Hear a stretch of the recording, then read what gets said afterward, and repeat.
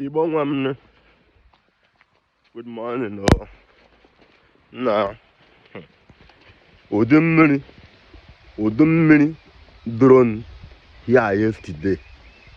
Honestly, I'm been udu mmiri a before. Mmiri a bidoro n'ụkọtụ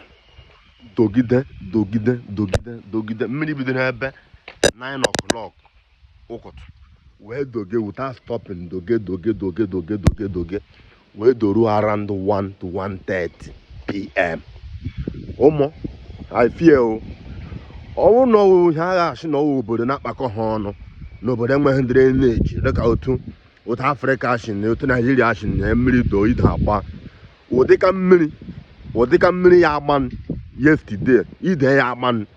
echichi ije enwe moto ga-agbafe nwunye maka na dị ide ya agban ọ ya akarị abịa m ụdị mmiri ahịa ka m mara bịa obodo a ụdị mmiri ahụbeghị m ụdị mmiri ahụ na-esiri gwa gị ka eziokwu dị mmiri ọ dị omimi andị mmiri edochana na oyi ebitụrụ mgbago dịka briz na-eku n'otu nga mmeghe vidiyo na ụdịka briz ekuke na wute oyi